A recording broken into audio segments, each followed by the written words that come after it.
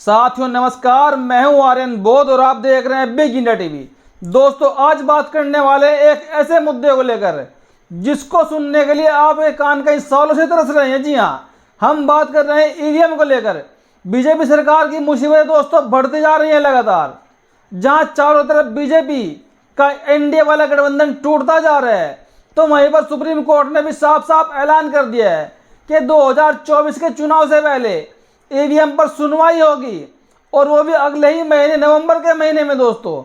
क्योंकि दोस्तों supreme court में हर महीने हर 6 महीने में कोई ना कोई याचिका जाती रहती है ईवीएम को लेकर, क्योंकि देश की जनता का भरोसा ईवीएम से उठ रहा है।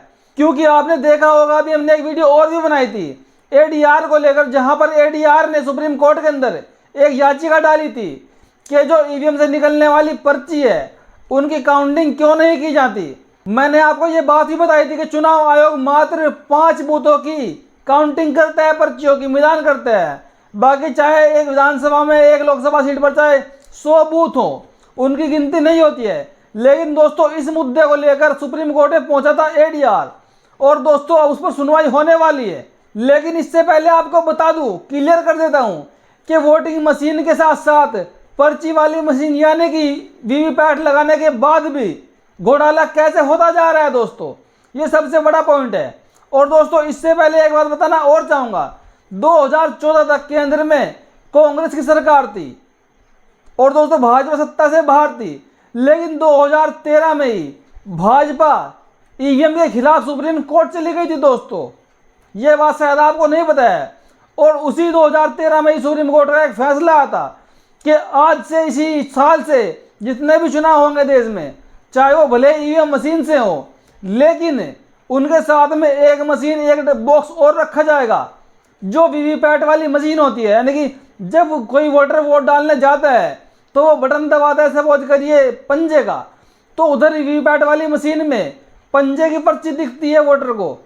लेकिन दोस्तों इसमें झोल कहाँ होता है। और लेकिन अगर आज की बात करें तो दोस्तों आज सत्ता बीजेपी के पास है।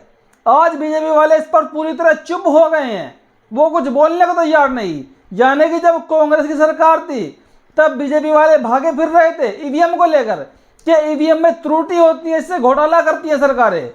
और जब सरकार बीजेपी की बन गई तो बीजेपी को ईवीएम से प्यार हो गया। लेकिन सुप्रीम कोर्ट का बड़ा झटका मोदी सरकार को लग चुका है, क्योंकि नवंबर के महीने में ईवीएम पर सुनवाई होने वाली है। और दोस्तों इसका फैसला पूरी तरह आ जाएगा नवंबर के महीने में कि आने वाले चुनाव हमारे देश के ईवीएम मशीन से होंगे या फिर बैलेट पेपर से होंगे। और दोस्तों पूरी की पूरी बीजेपी में एक तरह खौफ पैदा हो गया सुप्रीम कोर्ट का, क्योंकि सुप्रीम कोर्ट पूरी तरह मोदी जी के पीछे पड़ गया है। चाहे मोदी जी की ईडी हो, चाहे मोदी जी का सीबीआई हो, उसने किसी को नहीं छोड़ा है। सीबीआई को भी साफ साफ लताड़ लगा चुका है सुप्रीम कोर्ट कि साहब आप कार्रवाई एक तरफा ही नहीं कीजिए, बदले की भावना से कार्रवाई आप नहीं कीजिए, आप कार्रवाई कीजिए सबूतों के बेस पे, अपराधों के बेस पे। और दोस्तों जब से मोदी सरकार की हवा निकल चुकी है। लेकिन दोस्तों अब आपको बताता हूं ईवीएम से झोल कैसे होता है। क्योंकि जो लोग देखते हैं कि मैंने हाथी का बटन दबाया और मुझे हाथी की पर्ची भी नजर आ गई, लेकिन उसके बाद भी आपका वोट हाथी को काउंट नहीं हुआ, या आपने साइकिल का बटन दबाया हो, साइकिल को काउंट नहीं हुआ, क्योंकि झोल कहां पर है।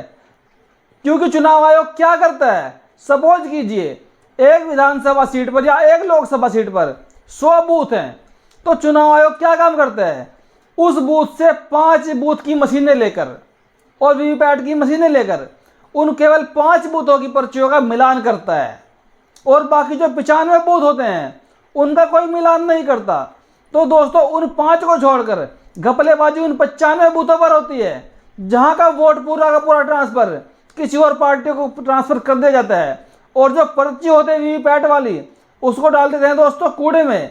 दोस्तों अब एडीआर ने क्या उजमांगे रखी है अपनी कि इस बार 2024 के लोकसभा चुनाव से पहले या तो ईवीएम को बंद किया जाए, या फिर पूरी की पूरी जितने बूथ पर जितनी ईवीएम के साथ मशीन लगती है वीवीपैट वाली, उन सब की पूरी तरह मैनुअली काउंटिंग होती जाए। और दोस्तों इस पेच पर आकर सुप्रीम कोर्ट भी सख्त रवैया अपना रहा है कि हर महीने में हर साल में कोई ना कोई याचिका आती ही रहती है। सुप्रीम कोर्ट ने भी तंग आकर कह दिया है कि इस पर हम सुनवाई नवंबर के महीने में करेंगे। और दोस्तों उसी दिन से बीजेपी की सांसें रुक गई हैं। क्योंकि आपने एक बात देखी होगी, जब केंद्र में कांग्रेस की सरकार थी तब मोदी जी ईवीएम के विरोध में थे, खुलकर विरोध करते थे 2013 तक। और जैसे ही 2014 में बीजेपी की सरकार आई, सत्ता में बीजेपी आई, तो मोदी जी को ईवीएम से प्यार हो गया। आज वो कहते हैं कि इससे घोटाला नहीं होता, उनके लोग कहते हैं घोटाला नहीं होता, लेकिन ईवीएम से घोटाला होता है। सुप्रीम कोर्ट ने भी एक केस में माना है, वो केस मैं आपको किसी और दिन बताऊंगा।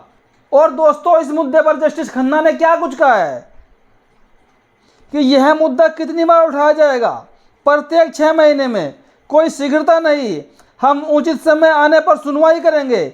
इसे लेकर हर साल नई याचिका दायर की जाती है, और भी जरूरी मामले हैं, यदि इस बीच कोई चुनाव होता है तो हो, लेकिन यह कोई आपराधिक मामला नहीं है, लेकिन इस पर हम सुनवाई जरूर करेंगे दोस्तों। और इस मुद्दे पर एडीआर की तरफ से याचिका में क्या कुछ कहा गया है, वीवीपैट का मिलान ईवीएम के माध्यम से डाले गए वोट से किया जाना चाहिए, ताकि नागरिक पुष्टि कर सके कि उनका वोट रिकॉर्ड किए गए वोट के रूप में गिना गया है और डाले गए वोट के रूप में दर्ज किया गया है। जी हाँ, एडीआर पूरी तरह सख्त हो चुका है, जो हमारे देश का एक स्वतंत्र संगठन है, जो कि पूरी तरह चुनाव आयोग पर ध्यान रखता है कि कोई सी भी पार्टी हेरा फेरी करके चुनाव तो जीत नहीं रही है, किस पार्टी के नेता गलत काम तो नहीं कर रहे हैं।